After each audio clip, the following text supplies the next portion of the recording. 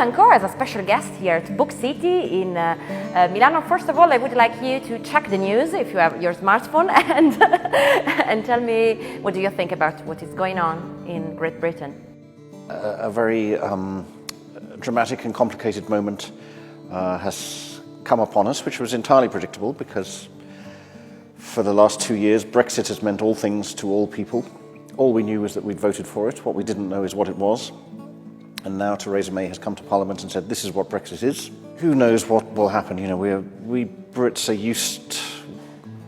we used to pride ourselves on our pragmatism and the fact that our government and our parliamentary system worked perfectly and was the envy of the rest of Europe. And for the last 2 years, we've been in a kind of chaos. And personally, I can't see a way out at the moment. So this is what my novel Middle England is about, how we got to this point.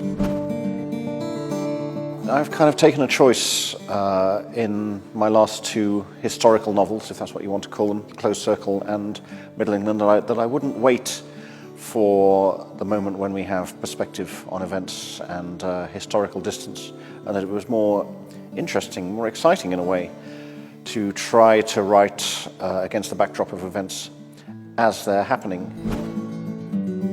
I don't think novels have much of a direct political effect. A very passionate conversation happening in Britain at the moment about all the issues which are touched upon in Middle England. And you know, my book is a contribution to that conversation in some ways, but it's also a novel, a story, a narrative, a story of family life and friendship and relationships.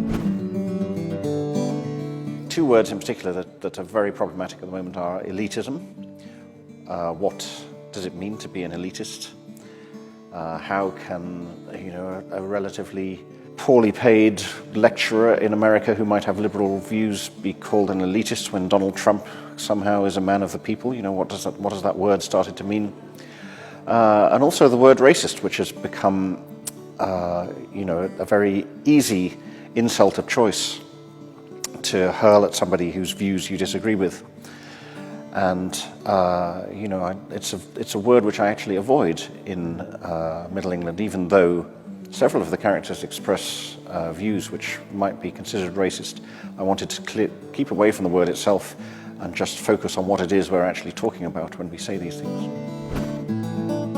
And I think this is why novels have an important role to play, because in a novel you can be nuanced, you can be ambiguous, you can present lots of different points of view at once and set them in a kind of dialogue with each other. And yeah, we need to start speaking maybe more the language of novels and less the language of Twitter and Facebook.